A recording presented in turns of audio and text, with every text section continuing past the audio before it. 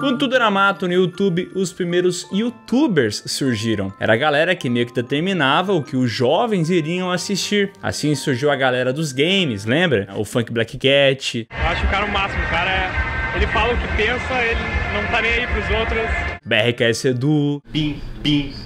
Pilada. O Zangado. Não curti. Tinha até a galera do Minecraft, lembra? Salve, Monark! É isso, galera! Baixa essa mão, Monark. E também tinha a galera dos vlogs, né? Cauê Moura, Felipe Neto, PC Siqueira.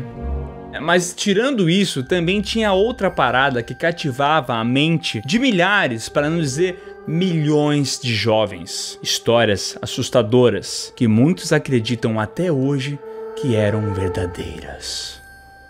As creepypastas.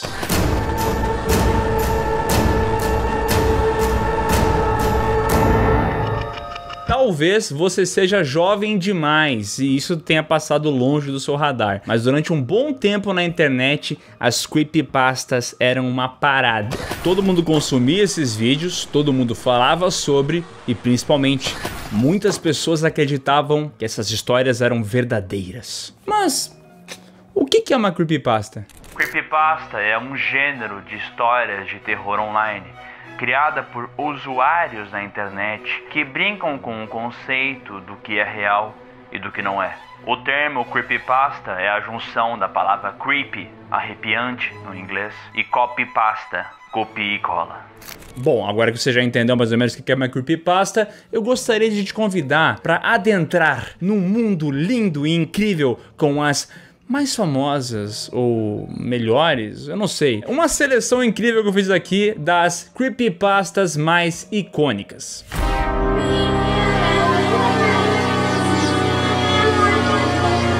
Bom, essa aqui é uma das mais famosas, até porque virou um game. Quer dizer, um game não, alguns games, né, que muita gente lembra de ter tido um infarto jogando.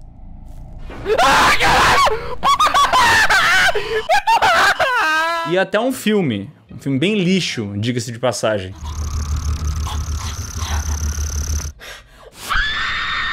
E essa história surgiu num site chamado Something Awful, que ia ter tipo uma competição onde alguns artistas digitais iam fazer manipulações ali com fotos, montagem e tudo mais para criar algo assustador.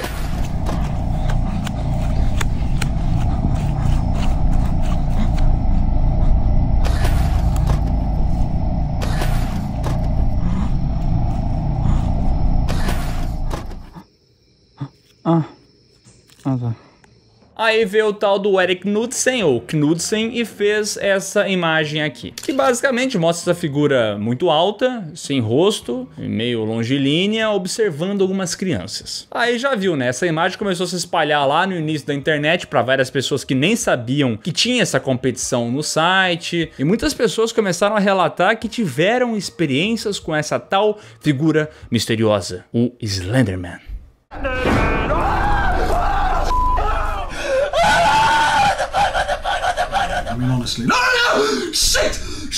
Como eu falei, várias pessoas que nem conheciam esse Something Awful ou Erik Knudsen começaram a relatar algumas experiências com essa criatura. E era curioso, porque as pessoas falavam que tinham experiências com essa criatura antes da imagem ser criada. Algumas falavam sobre relatos da infância, onde viram em carne e osso ou em espectro a figura misteriosa. E o engraçado é que algumas pessoas falaram o seguinte: eu lembrava disso, mas eu tive que apagar da minha mente de tão assustador que foi.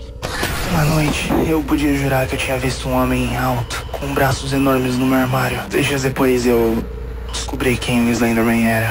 Eu vi ele apenas uma vez. Estava chovendo e à noite eu tava com um amigo e nós estávamos apenas curtindo o ar livre perto de um caminhão. A gente tava acampando e tinha esse campo vazio enorme e uma floresta logo atrás. Foi então que vi aqueles braços enormes em volta das árvores. Eu vi ele muitas vezes. Vai pesquisar sobre ele agora. E essa história começou a ficar tão popular que uma mulher ligou numa rádio falando que lembrava dessa criatura, que essa criatura a perturbou durante muitos anos na infância. E foi tão perturbador para essa mulher que ela começou a chorar na ligação. He's looking at me. He has no face. His face is gone. He's coming. He's coming. Bom, e até aí tudo bem, né? É uma história que, verdade ou não, acaba ganhando popularidade, muitas pessoas começam a comentar, outras querem ganhar um cascalho em cima, então começam a inventar um monte de coisa, mas até aí o Slenderman não tinha matado ninguém, não tinha ferido ninguém. Porém, se eu te falar que o Slenderman quase causou uma morte real. Quer dizer, o Slenderman não, mas alguém fez isso por causa dele. Sim. 2 adolescentes tentaram assassinar outra com 19 facadas para impressionar o Slenderman. E a principal culpada, a Morgan Geiser, foi sentenciada a 40 anos de reclusão em uma instituição psiquiátrica. Sinistro.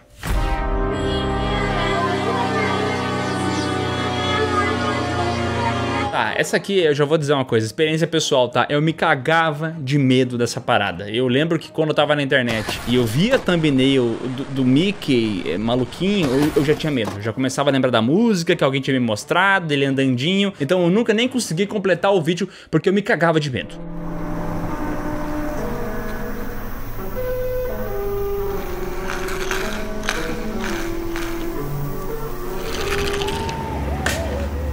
Ah, entendi.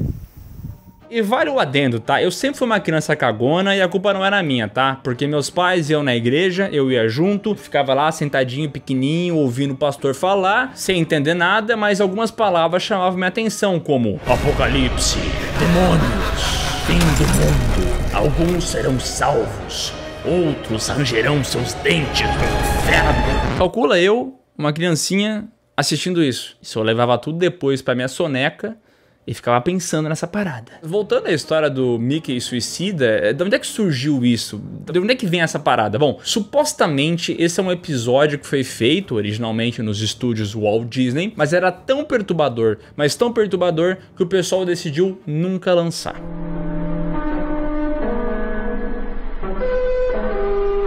E basicamente é o rato andandinho por 3 minutos, com essa música triste tocando, meio bizarra, desconcertante e tudo mais. Mas aí um certo funcionário da Disney foi dar uma digitalizada nesse curtinha e descobriu que tinha outros 6 minutos, que tudo ficava mais bizarro. A imagem começa a se distorcer. Pessoas começam a chorar, gritar. A música desafina. Murmúrios são ouvidos. É uma verdadeira sinfonia do capeta.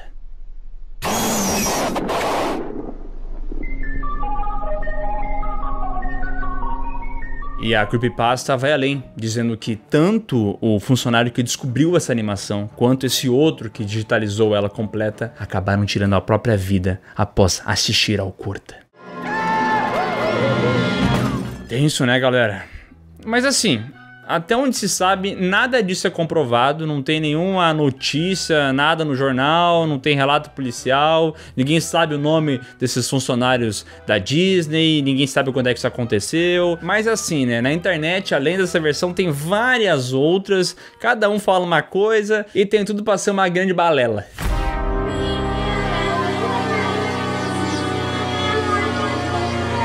Sim. Você já viu essa imagem? Se você tá na internet, em algum momento da sua vida, você viu essa figura, essa criatura, com o rosto branco, um sorriso com batom vermelho, com essa cara caquética e bizarra, assim, você já viu isso. E de onde é que surgiu essa parada? Bom, aí você vai notar um padrão entre essas histórias de creepypastas. Geralmente, ninguém sabe muito bem de onde surgiu, e a história, ela é colaborativa. Cada pessoa adiciona um pouquinho, dá algum relato, enfeita um pouco o pavão, e aí a história vai começando a tomar uma densidade maior, é como se fosse só uma imagem antes e aí a lore vai se criando depois. Mas basicamente a história diz que Jeff the Killer é essa criatura, esse demônio, sei lá, essa assombração que chega na casa de algumas pessoas quando elas estão dormindo e essas pessoas acordam, ele chega bem pertinho dela, do lado da cama e fala a seguinte frase: "Vou dormir."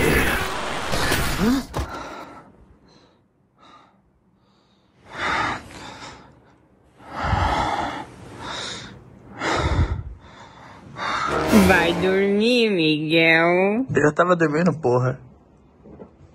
Bom, mas a lenda diz que quando ele fala isso, na sequência ele mata a vítima. Bom, mas como eu falei antes, essas histórias são colaborativas, então o pessoal começou a falar o passado de Jeff the Killer pra gente entender um pouco mais quem é Jeff. Jeff era um garoto que acabou se envolvendo numa briga e teve o rosto queimado. Depois disso, ele enlouqueceu. Em outra versão, diz que caiu ácido no rosto dele. Tem também uma versão que fala que ele sofreu um acidente de carro. E a que eu mais gosto é a que diz que a André Surak mijou na cara dele. Independente da versão, ele sempre quer matar geral.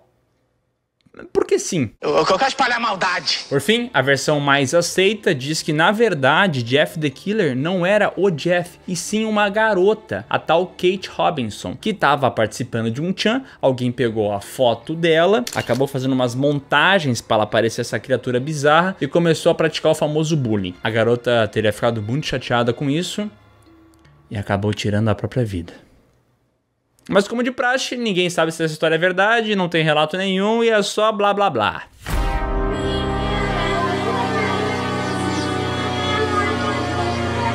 Essa aqui, sinceramente, vai se catar, tá? Eu sei que tem muita gente que acha da hora a Momo, porque é uma criatura com um rosto assustador. Também virou filme isso aqui, mas isso aqui era só uma escultura japonesa que alguém fotografou e acabou se criando um burburinho que a Momo mandava as crianças fazerem coisas bizarras, tipo, vai cortar teu amiguinho, vai chutar tua mãe, taca fogo no cachorro, não deixa like nesse vídeo. E aparentemente algumas crianças, para impressionar a Momo, ou por alguma espécie de controle psíquico, começaram a fazer realmente essas coisas. Cadê as notícias?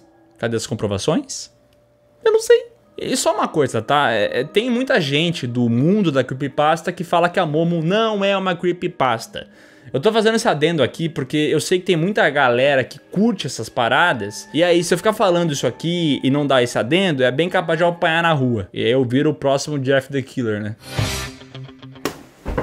E assim, pra ser sincero, eu poderia ficar aqui o dia inteiro trazendo outras creepypastas, porque tem muitas, como o Reiki, tem também o Grifter, Fundação SCP, Casa Sem Fim, Hazari, sério, tem muitas e muitas e muitas e muitas creepypastas. E muitas delas viraram várias teorias na internet, vídeos no YouTube, até games. Quase todo mundo que você conhece já foi impactado de alguma maneira por uma creepypasta. Até hoje não consigo ficar sozinho no escuro sem sentir que ele está ali me observando. Quando eu li sobre o Slenderman pela primeira vez, eu era só um garotinho.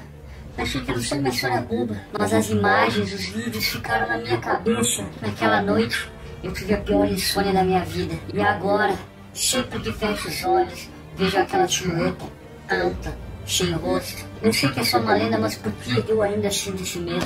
Mas isso meio que morreu. Quer dizer, não que morreu, mas ela meio que se adaptou, porque antigamente realmente tinha um pessoal que atribuía uma certa verdade a essas histórias. Relatavam como se tivessem encontrado as figuras, como se tudo fosse verdadeiro. Então assim, no final das contas, a creepypasta é até legal porque consegue exercitar a criatividade. Hoje em dia virou muito mais uma parada de extrapolar ideias, dar uma brincada com alguns conceitos. E tudo isso vai se mesclando, até que dá origem a coisas como...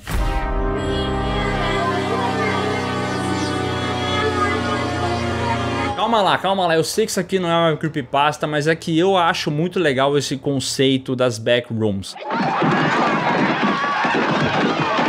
Basicamente, o pessoal tava lá num chan, sempre os chans, e alguém pediu para enviar uma imagem assustadora, o que causasse uma espécie de angústia. E aí alguém mandou essa imagem de um corredor meio amarelado, levemente inclinado. E o rapaz ainda adicionou ali uma lore do que é essa imagem. É como se fosse um no-clip. No-clip é geralmente um local de um game onde tá bugado, seu personagem vai cair ali e vai parar no além, ele vai realmente bugar no mapa. Então, ele dizia que isso acontecia na vida real, e as pessoas que caíram no clip na vida real seriam enviadas a um backroom. E essa parada por algum motivo ficou extremamente popular, então o pessoal começou a falar um pouco mais como funciona as backrooms, atribuir os níveis, os objetivos, como sair de uma delas. Então tem toda uma lore muito massa de várias backrooms e de criaturas até que vivem nesses locais.